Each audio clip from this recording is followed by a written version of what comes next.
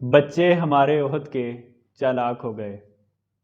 ये मिसरा परवीन शाकिर का है, जो सिविल सर्विसेज में मेरी सीनियर थी और पाकिस्तान कस्टम्स सर्विस की एक ऑफिसर थी। ये मिसरा मुझे ऐसे याद आया कि बहुत से एफए एफएससी के बच्चे मुझे मैसेज करते हैं कि सर हम सीएसएस करना चाहते हैं, हम उसकी तैयारी कैसे शुरू करें। इसी तरह यूनिवर्सिटीज़ के स्टूडेंट का तो नेचुरली ये क्वेश्चन होता है कि सर हमारा गोल है सीएसएस की तैयारी करना, तो क्या हम अभी से सब्जेक्ट सेलेक्ट करके तैयारी करना स्टार्ट करें या कुछ वेट करें। तो ये वीडियो बनाने का मकसद भी यही है कि मैं आपको बताऊं कि डिग्री कंप्लीट होने से पहले या एफए एफएससी के अंदर आप क्या क्या कर सकते हैं जो आपको सीएसएस में कामयाबी के लिए हेल्प करेंगे।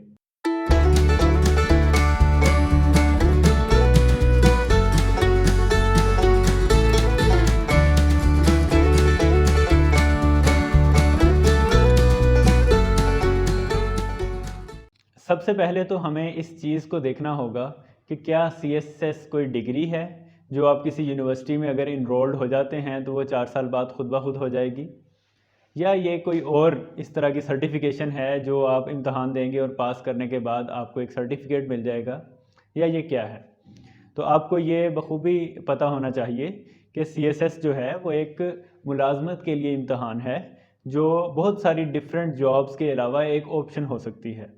तो इसलिए अगर आप एफएससी में या यूनिवर्सिटी में ही ये डिसाइड करके बैठ जाएं कि आपने सिर्फ सीएसएस करना है और बाकी सारी एनर्जीज़ और बाकी अपनी सारी डिग्रीज़ जो हैं वो उसी से रिलेटेड, उसी से अलाइन कर लें, तो मेरे ख्याल में ये कोई अच्छा डिसीजन नहीं होगा। बल्कि अगर आप सीएसएस को एक अच्छी जॉब के एग्ज़ाम के तौर पे देखें तो उसकी तैयारी उसी तरीके से करते रहें साथ साथ, तो वक्त आने पर आप सीएसएस एग्ज़ाम में भी बेहतर परफॉर्म करेंगे और आपके पास एक सेकंड ऑप्शन भी होगी जो आपके यूनिवर्सिटी की डिग्री की सूरत में होगी। तो ये तो मैंने आपको अभी बात बता दी कि आपने जब सीएसएस का टारगेट रखना है तो वो ऐसे नहीं रखना कि वो एक सर्टिफिकेशन है जो करने से हो जाएगी। आपने उसकी तैयारी तो करनी है, लेकिन उसके साथ साथ आपने अपनी यूनिवर्सिटी का भी पढ़ना है, आपने एफए एफएससी की भी अच्छी तैयारी करनी है, और मे बी फ्यूचर में जाकर आपके गोल्स ही चेंज हो जाएं। आपकी डिग्री जो है वो इतनी शानदार हो कि आपको लगे कि मैं इसमें ज़्यादा बेहतर परफॉर्म कर सकता हूँ इसी फील्ड में रहकर, या कुछ ऐसे हालात हो जाएं जिसकी वजह से आपको जो है वो कुछ और करना पड़े। तो इसलिए आप सीएसएस को सोलली इस तरीके से तैयार ना कीजिए कि आपकी यूनिवर्सिटी की डिग्री या आपके कॉलेज की डिग्री जो है वो कॉम्प्रोमाइज़ हो जाए, बल्कि आप इसको एक साथ साथ एक सपोर्टिंग चीज़ के तौर पे तैयार कीजिए। और आप यूनिवर्सिटी में और एफएससी में अपना टाइम कैसे गुजारेंगे जिससे आपको ज़्यादा से ज़्यादा आसानी हो जाएगी सीएसएस की इम्तहान की तैयारी करने के लिए, वो हम इस वीडियो में देख लेते हैं। तो सबसे पहले तो यूनिवर्सिटी और कॉलेज आपको क्या देता है। ठीक है, यूनिवर्सिटी और कॉलेज में आपको पता है कि एडमिशन्स होते हैं, क्लासेस होती हैं, आप क्लासेस लेते हैं, शाम को घर आते हैं, साल बाद इम्तहान होते हैं, उसमें आप पास या फेल करते हैं और इस तरह से आप आगे अपने लेडर पे चढ़ते जाते हैं सक्सेस के, या अपने गोल्स को अचीव करते जाते हैं जो आपने डिग्री करनी होती है। ये तो होगी फॉर्मल एजुकेशन। लेकिन क्या सिर्फ यूनिवर्सिटी और कॉलेजेस यही चीज़ें देते हैं? बिल्कुल भी नहीं, बिल्कुल ऐसा नहीं है। यूनिवर्सिटी और कॉलेज आपको फॉर्मल एजुकेशन तो डिग्री पे लिख के दे देते हैं कि इस शख्स ने एमबीबीएस का इम्तहान पास कर लिया है, इस शख्स ने या इस लड़की ने इंजीनियरिंग की डिग्री हासिल कर ली है। लेकिन it is not the end of the world. आप उस डिग्री को यूज़ कर भी सकते हैं और नहीं भी कर सकते, ये एक फॉर्मल एजुकेशन है। लेकिन यूनिवर्सिटी में अगर आप 4-5 साल गुजारते हैं या कॉलेज में 5-7 साल गुजारते हैं तो उसके कुछ और पर्पजेज़ भी होते हैं, और वो पर्पज़ होता है आपकी सेल्फ एजुकेशन। तो इस पे मुझे एक बहुत मशहूर कोट याद आ रही है जिम रॉन की, कि formal education will make you a living, self education will make you a Fortune. कि फॉर्मल एजुकेशन तो आपको डिग्री दे देगी, आप इंजीनियर लग जाएंगे, एमबीए करके कहीं लग जाएंगे, मेडिकल करके डॉक्टर बन जाएंगे, लेकिन अगर आपने सेल्फ एजुकेशन हासिल की होगी यूनिवर्सिटी में तो वो आपको और चीज़ों में हेल्प करेगी। तो ये जो आपने सीएसएस में अपीयर होना है, ये आपकी सेल्फ एजुकेशन के थ्रू आप जो है वो अपीयर हो सकते हैं। इसी तरीके से आप 100 काम और कर सकते हैं, बिजनेस भी कर सकते हैं वगैरह वगैरह। लेकिन हम क्योंकि सीएसएस से रिलेटेड बात कर रहे हैं तो जाहिर है हम उसी के बारे में बात करेंगे कि यूनिवर्सिटी को कैसे यूज़ करें, कॉलेज को कैसे यूज़ करें कि आप सीएसएस की तैयारी मैक्सिमम तरीके से कर सकें। तो इसमें आपको एक चीज़ तो ये जहन में रखनी होगी कि आपका जो है यूनिवर्सिटी या कॉलेज जो है ये एक प्लेटफॉर्म है जिसके अंदर आपके हम उम्र बहुत सारे लोग हैं, उनके बहुत सारे डिफरेंट शौक़ हैं, आपका भी एक शौक़ है। ठीक है, तो आपने इस जगह पे किस तरीके से अपने गोल को अचीव करने के लिए मैक्सिमाइज़ करना है, उसको आपने एज अ प्लेटफॉर्म यूज़ करना है। प्लेटफॉर्म के तौर पे कि वहाँ बहुत सारे आपके हम उम्र हैं जो मे बी यूनिवर्सिटी ख़त्म होने के बाद आपके साथ ना रहें, ठीक है। तो आप अपनी इम्प्रूवमेंट उनके साथ कर सकते हैं। तो किस तरीके से कर सकते हैं आप? डिफरेंट सोसाइटीज़ होती हैं यूनिवर्सिटीज़ में, कॉलेजेस में, डिबेटिंग सोसाइटी, लिटरेरी सोसाइटी और इन्वायरमेंटल सोसाइटीज़। इन सोसाइटीज़ में जाके आप इजीली अपने आप को इम्प्रूव कर सकते हैं, बोलना सीख सकते हैं, लिखना सीख सकते हैं, परफॉर्म करना सीख सकते हैं, मैनेजमेंट सीख सकते हैं। इसी तरीके से आप अपने जो दोस्त हैं उनके साथ अपने आप को कंपेयर करके अपनी पर्सनैलिटी इंप्रूव कर सकते हैं। अगर कोई अच्छी इंग्लिश बोलता है तो आप उससे अच्छी इंग्लिश बोलना सीख सकते हैं। अगर किसी को किसी ख़ास सब्जेक्ट का ज़्यादा पता है तो आप उससे गपशप करके वो नॉलेज हासिल कर सकते हैं। कोई किताब पढ़ रहा है तो आप उससे लेकर किताब पढ़ सकते हैं। तो इस तरीके से आहिस्ता आहिस्ता आप अपनी पर्सनैलिटी इंप्रूव करेंगे, अपना पहनना ओढ़ना बेहतर करेंगे, अपने खाने की हैबिट्स बेहतर करेंगे, ठीक है। नई नई चीज़ों का आपको पता चलेगा, नई नई अपॉर्चुनिटीज़ का पता चलेगा। तो ये चीज़ें जो हैं ये आपकी पर्सनैलिटी को इम्प्रूव करेंगी, ठीक है। और तीसरी चीज़ कि आपका एक्सपोजर बढ़ेगा। आपके पास पढ़े लिखे लेक्चरर्स आएंगे, आपके पास जो है वो मे बी आपको हॉस्टल जाना पड़े जो घर से बाहर हो, जहाँ यूनिवर्सिटी हो, तो आपका जो है एक्सपोजर खुद रहने का, अपने ऊपर रिलाई करने का, अपने ऊपर बिलीव करने का, लोगों के साथ मामलात का, पीयर प्रेशर फील करने का, उसको मैनेज करने का, ये सारी चीज़ें आपकी इम्प्रूव होंगी। तो ये चीज़ें सारी यूनिवर्सिटी के अंदर आप जितनी बेहतर करते जाएंगे उतना ज़्यादा आप अच्छे कैंडिडेट बन जाएंगे CSS इम्तहान के, ठीक है। अच्छा, अब दूसरी चीज़ हम एकेडमिकली देख लेते हैं कि आपको क्या क्या करना चाहिए अगर आप CSS के अंदर जो है वो अपीयर होना चाहते हैं अपनी डिग्री कंप्लीट होने के बाद। तो आप ना तो पहले ऑप्शनल सब्जेक्ट्स को देखेंगे, ना ही आप अपने कंपलसरी सब्जेक्ट्स को देखेंगे। सबसे पहले आप जिस चीज़ को देखेंगे वो इंग्लिश लैंग्वेज है। इंग्लिश लैंग्वेज की 4 कंपोनेंट हैं: स्पीकिंग, राइटिंग, लिसनिंग, रीडिंग। तो इन 4 कंपोनेंट्स को जो है आपने देखना है कि ये 4 कंपोनेंट जो हैं आपके सही तरह से तैयार हैं। क्या आप स्पीड रीडिंग कर सकते हैं? क्या आप किसी को इंग्लिश बोलता हुआ सुन सकते हैं? क्या आप अच्छी इंग्लिश बोल सकते हैं? क्या आप अच्छी इंग्लिश लिख सकते हैं? तो ये कैसे करेंगे? इसके लिए मुख्तलिफ़ तरीके हैं। आप ऐसे दोस्त बनाएं जो इंग्लिश अच्छी बोलते हैं, उनके साथ प्रैक्टिस कीजिए। आप अच्छी किताबें पढ़ें, इंग्लिश के बेहतर नॉवेल्स पढ़ें, क्लासिक्स पढ़ें। अगर आप बिल्कुल ही बिगिनर स्टेज पे हैं तो आप सादा से बच्चों वाले नॉवेल्स भी पढ़ सकते हैं, आप इंटरेस्टिंग स्टोरीज़ भी पढ़ सकते हैं, ठीक है। तो आप इस तरीके से इंग्लिश को बेहतर करें, ठीक है। उसके बाद फिर आप जो है वो लिसनिंग बेहतर करें। इसके लिए आप यूट्यूब देखें, उसके ऊपर आप अच्छे अच्छे लेक्चर्स, अच्छी अच्छी वीडियोज़ देखें कि आपकी इंग्लिश लिसनिंग बेहतर हो। आप अच्छे सीजन्स और मूवीज़ भी देख सकते हैं।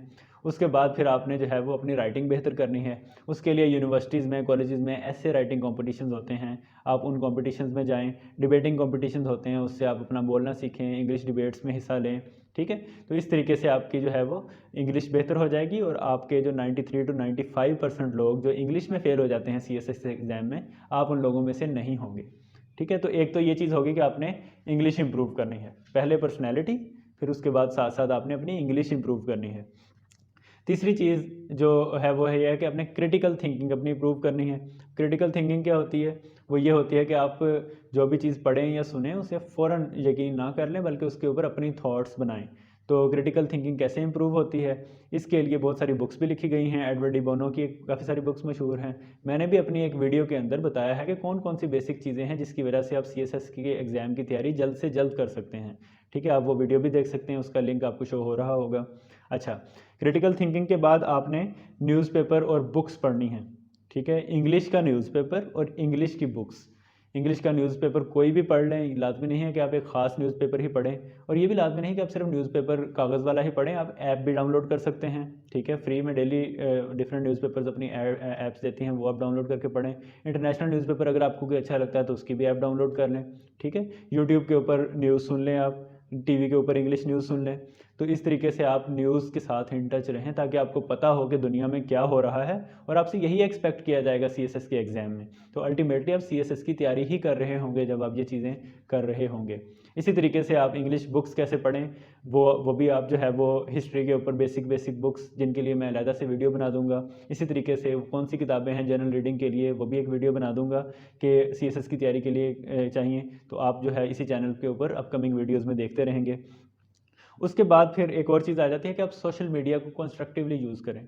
सोशल मीडिया पे बहुत सारे चैनल्स ऐसे हैं, यूट्यूब के ऊपर बहुत सारे फेसबुक पेजेस ऐसे हैं, इवन मेरा पेज भी है, बहुत सारे मेरे फेलो CSPs का पेज भी है, जिसके ऊपर वो पढ़ी लिखी बातें शेयर करते रहते हैं, जिसके साथ आपकी साथ साथ तैयारी होती रहती है, रिकमेंडेशन देते रहते हैं, वगैरह वगैरह। तो आप सोशल मीडिया को कंस्ट्रक्टिवली अगर यूज़ करते हैं तो होपफुली आपकी CSS की तैयारी साथ साथ होती रहेगी। आपको पता चलता रहेगा कि कौन किस स्टेज के ऊपर है, क्या हुआ है, एग्ज़ाम का रिज़ल्ट आया है तो किस तरह का रिज़ल्ट आया है, कौन कौन से सब्जेक्ट्स लोग रख रहे हैं, बुक्स किसकी अच्छी कहाँ से मिलती हैं, इन सारी चीज़ों का आपको पता चल जाएगा। अच्छा, हैविंग सेड दैट, आपने अपनी पर्सनालिटी इंप्रूव कर ली, आपने इंग्लिश बेहतर कर ली, आपने न्यूज़पेपर पढ़ना शुरू कर दिया, आपने क्रिटिकल थिंकिंग पे काम करना शुरू कर दिया, अब आपने जो है वो सोशल मीडिया को बेहतर तरीके से यूज़ करना शुरू कर दिया। अब क्या करें? अब इस स्टेज पे आएँ कि आप कंपल्सरी सब्जेक्ट्स को देखें।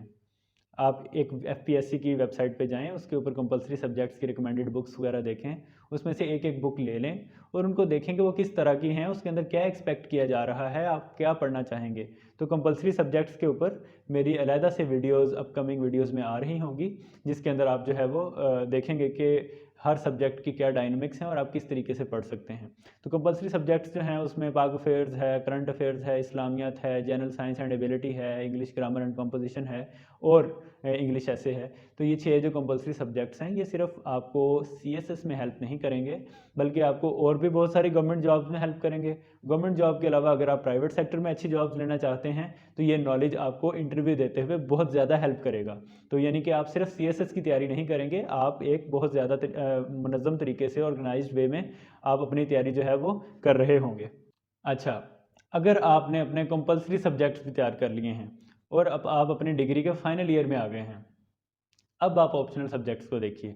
अब आप देखिए कि क्या मेरी ये सारी चीज़ें पिछली जो मैंने बात की थी कि इंग्लिश बेहतर होनी चाहिए, पर्सनैलिटी होनी चाहिए, critical thinking, speed reading, newspaper, books, ये सारी चीज़ें आपकी तैयार हैं? ओके। अब आप अपने ऑप्शनल सब्जेक्ट्स की तरफ जाइए। इसके लिए मैं अपकमिंग डेज़ में एक अलहदा से वीडियो बनाऊँगा कि कौन-कौन से सब्जेक्ट्स किस तरह से चूज़ किए जाते हैं, ठीक है? तो आप उन वीडियोज़ को देखेंगे और अपने सब्जेक्ट्स चूज़ करेंगे। लेकिन इसके लिए एक बुनियादी कंडीशन ये है कि आपकी पिछली चीज़ें क्लियर हों, आपको कंपल्सरी सब्जेक्ट्स आते हों, आपको इंग्लिश और ये पर्सनैलिटी डेवलपमेंट वाला काम आपने कर लिया हो, आपको क्रिटिकल थिंकिंग आती हो, ठीक है? तो आप ये सारी चीज़ें जब कर लेंगे तो फिर अगली स्टेज के ऊपर आप ऑप्शनल सब्जेक्ट्स चूज़ करेंगे।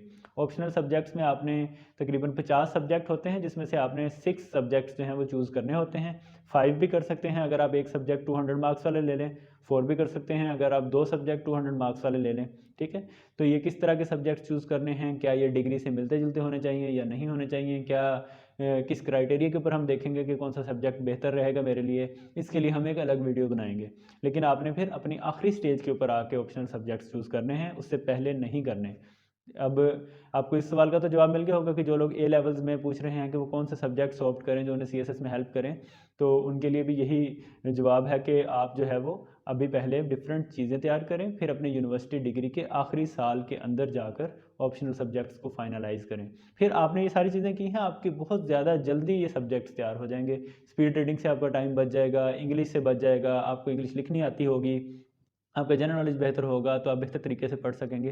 तो ये सारी चीज़ें जो हैं ये आपके ऑप्शनल सब्जेक्ट्स इस तरीके से बेहतर हो जाएंगे, ठीक है? अच्छा, तो ये आपने एक पूरा मैंने आपको एक प्लान बना दिया है कि आपने किस तरह से स्टेप बाय स्टेप चलते चलते चलते चलते आपने एंड तक जाना है। और लाजमी नहीं कि आप एंड पे CSS का एग्ज़ाम ही दें, मे बी आप ये सारी तैयारी करते हुए इस काबिल हो जाएंगे, आप इससे बेहतर काम कर सकें। बहुत सारी मल्टीनेशनल कंपनीज़ हैं, उसमें आप जॉब ले सकते हैं अपनी अच्छी इंग्लिश के बलबूते पे। आप जो है वो किसी और गवर्नमेंट जॉब में जा सकते हैं, आप आगे पढ़ने के लिए जा सकते हैं। तो फॉरेन स्कॉलरशिप्स के लिए आप अच्छी स्टेटमेंट ऑफ पर्पज़ लिख सकते हैं, क्योंकि आपने अच्छी इंग्लिश सीख ली हुई है, पर्सनैलिटी डेवलप कर ली हुई है, वेल राउंडेड पर्सनैलिटी है आपकी, वेल ड्रेस्ड होते हैं आप और आप अच्छे तरीके से बात करते हैं और आपकी बात सुनने वाले लोग आपकी बात सुनते हैं। और फिर बहुत सारे लोग मीडिया और चैनल्स पे चले जाते हैं। मैं बहुत सारे ऐसे लोगों को देखता हूँ जो जर्नलिज्म में चले गए क्योंकि उन्होंने CSS के कंपल्सरी सब्जेक्ट्स और ये सारी चीज़ें अपनी पूरी की थी। तो रास्ते बहुत ज़्यादा ओपन हैं, लेकिन आप सिर्फ ये वाली हदीस को याद रखिए कि जिसका आज कल से बेहतर ना हो वो खसारे में है, कि जिसका यस्टरडे जो है वो जिसका टुडे जो है वो यस्टरडे से बेहतर नहीं है, वो बंदा लॉस में है। तो आप इस चीज़ को जहन में रखते हुए डेली थोड़ा थोड़ा ऐड कीजिए। Thank you.